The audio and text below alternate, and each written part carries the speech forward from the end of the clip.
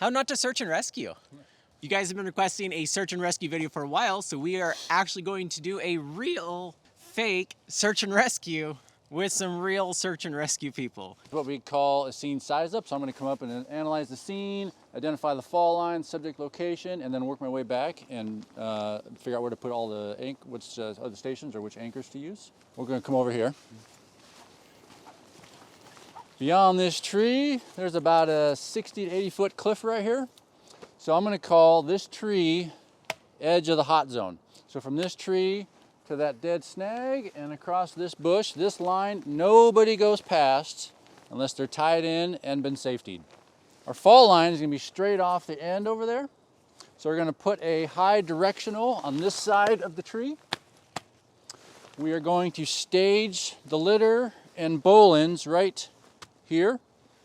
Walking back this way, we'll put station number 1 on this tree, right in front of the tree. Station number 2 on this tree, extend it out as much as possible to even up with station 1. All right, so we need an attendant. Let's balance the attendant. Need someone to run station number 1. Slack. We need someone to run station number 2. David. We need 2 edge people, Joe and Jeff. And then we need a safety person. Laura. Did I forget any stations? Rebecca's the only one left. You will help out these 2 stations. All right, I'm gonna time this for fun. Let's see how fast we can be ready to go. And go.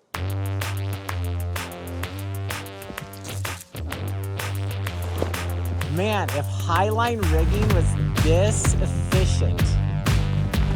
Never.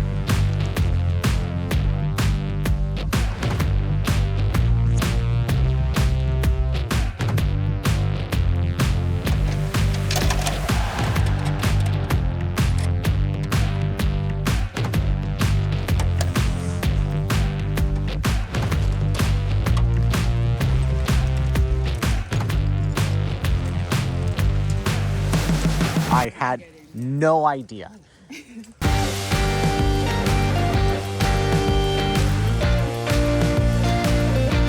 Slackliner rigging dream. Everybody who knows what to do and does it. Can you tell us a little bit about King County Search and Rescue and how you guys operate? Are you a volunteer? Yes, I'm a volunteer. You volunteer a lot of time, right? I do. All your free time. Because you have another job. Yeah, I have a full-time job, and I volunteer with King County Search and Rescue. I am pretty active. I volunteer about 1,000 hours a year. How much of that is training the volunteers in the unit versus actually going out and doing operations? For most responders, or for most volunteers, they're going to spend probably at least twice as much time training as they do going out on missions. How long have you been with the unit? I've been with the unit for about 6 years now. And you also train, is that correct? Yes, lots of training. How long have you been in the unit? 11 years. Wow. How many people are in the unit total? Our individual unit has somewhere around 350 members, and the larger search and rescue community in King County is probably in the neighborhood of 500 to 600. Wow.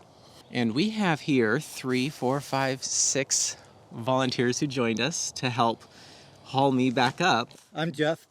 I'm David. I'm 17 here with ESAR. I've been in the unit for about 2 years, and I've lived in Seattle all my life. Yeah, and I'm David's father, and we joined together, went through the training 2 years ago. I've been in the Seattle area for about 25 years now. My name's Mike. I've been with the unit now for about 10 years. My name's Rebecca. I've been with the unit for 4 years. Joe, I think I've been with the unit about 4 years too. And Laura, with the unit for like 6 years. We're going to lower our attendant down and then raise him back up.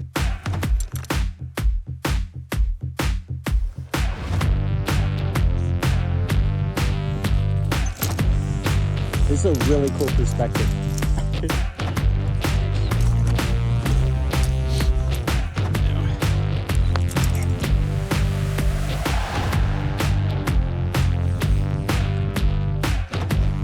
We're all ready to go now.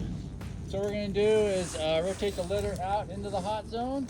Do a typical down, stop at 10 feet off the deck, do a hot changeover, bring them back up. What a weird feeling.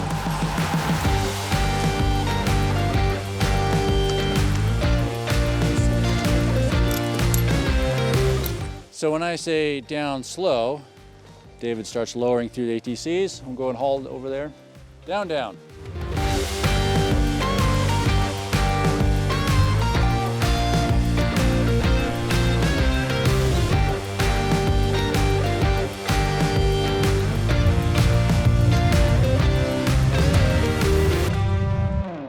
Did you know Rockytalkie donates $2 to underfunded search and rescue units for every Rockytalkie sold? There is a link in the description below that you can get 10% off on these things, and they also support this channel when you do that. These things will last for 3+ days, even if you forget to turn them off, and you can drop them and they're still going to function.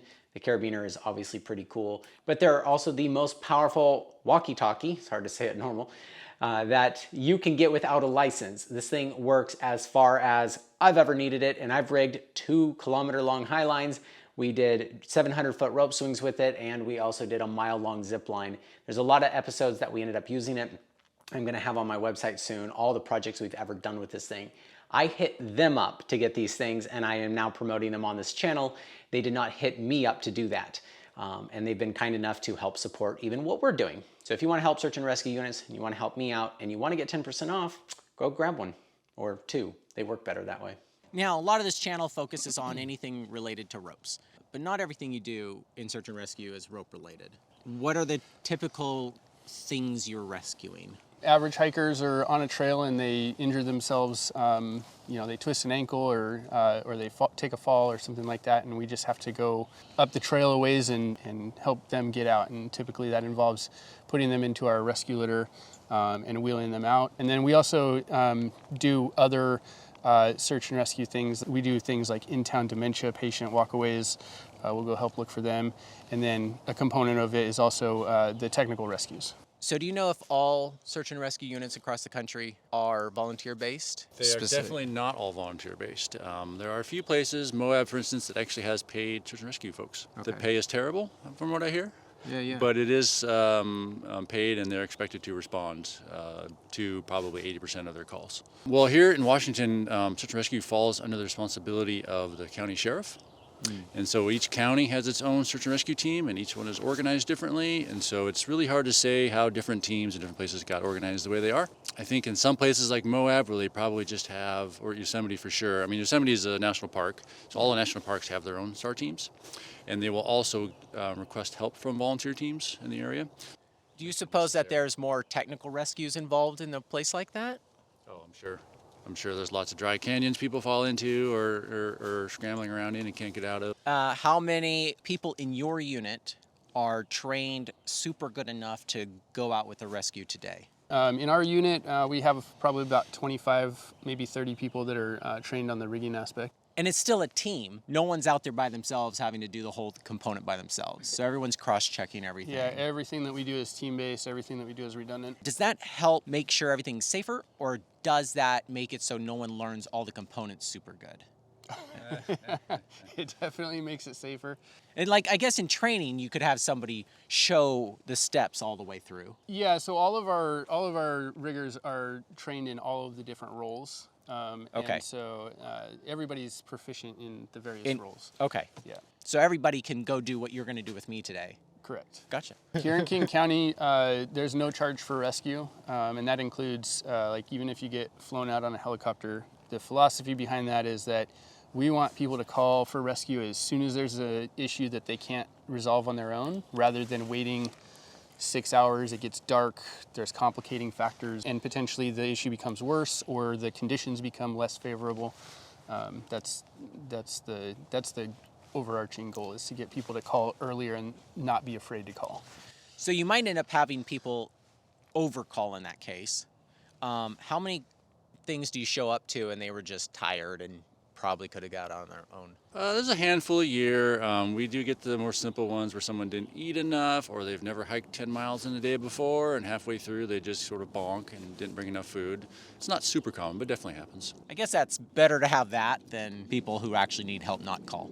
Yeah, and sometimes those people don't realize that they've done that, so they're calling for rescue thinking that they need to get help getting out, and once you get some food in them and get some water in them, they start to come back around a little bit and are perfectly capable of walking out on their own, and we're Sometimes willing just to do that that. human reassurance of having a team of people there Yeah. helping them is enough to get them going again. First time I bonked, I think it was 18. I thought I was gonna die. I didn't know what bonking was.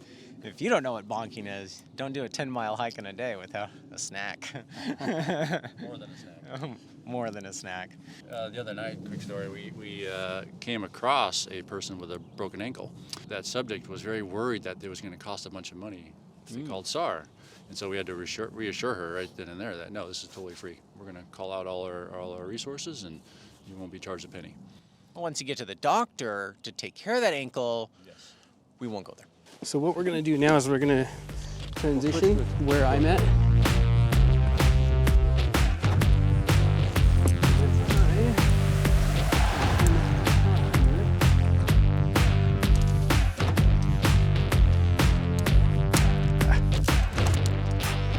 Can you see it?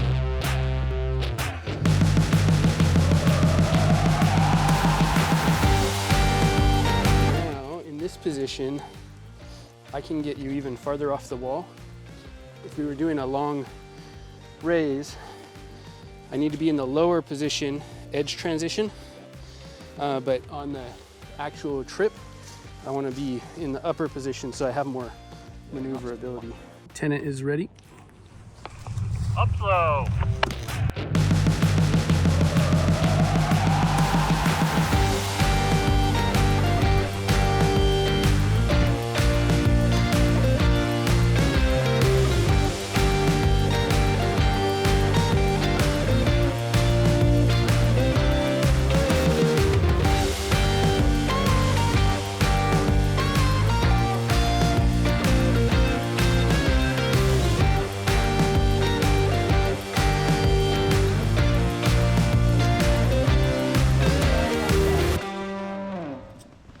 So, can anybody volunteer for the volunteer search and rescue units?